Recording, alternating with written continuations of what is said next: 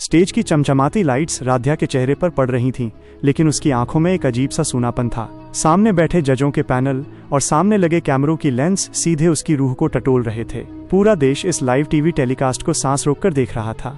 राध्या ने कांपते हाथों से माइक संभाला और भारी आवाज में कहा, हमने एक हादसे में अपनी मम्मी को तो खो दिया, लेकिन आज उन्हीं की बदौलत, उन्हीं के दिए हौसले से मैं इस जिंदगी की जंग को लड़ रही हूँ।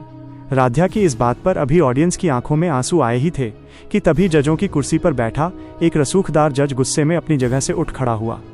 उसने लाइव कैमरे की तरफ इशारा करते हुए सीधे तीखा वार किया, अरे बंद करो ये ड्रामा, असलियत क्यों नहीं बताती? शादी के बाद अपने पति का कर्ज उतारने के लिए तुम यहाँ ये सारा प्रेशर झेल रही हो, पैसों के लिए इस खेल में आई हो, सहानुभूति बटोरने के लिए नहीं। जज का ये तीखा बयान जैसे ही नेशनल टेलीविजन पर गूंजा, राध्या के ससुराल के लिविंग रूम में सन्नाटा पसर गया। टीवी स्क्रीन पर दिख रही राध्या की बेबसी को देखकर घर के सभी लोगों के बीच एक सनसनी सी मच गई। तभी गुस्से से तमतमाई दादी उठी और उन्होंने दीवार पर टंगी खानदान की हंसती खेलती फैमिली फोटो को पूरी ताकत से जमीन पर पटक दिया। कांच के टुकड़े पूरे फर्श पर बिखर गए।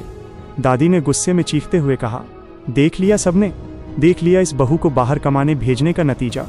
पूरे शहर में हमारे खानदान की इज्जत की, प्रतिष्ठा की ऐसी की तैसी कर दी उसने अभागी ने। घर के बाकी लोग भी डर और शर्म से नजरें झुकाए खड़े थे, क्योंकि राध्या के पति का कर्ज अब पूरे समाज के सामने एक तमाशा बन चुका था। एक तरफ घर में बिखरता हुआ परिवार था और दूसरी तरफ लाइव कैमरे के सामने खड़ी अकेली राध्या।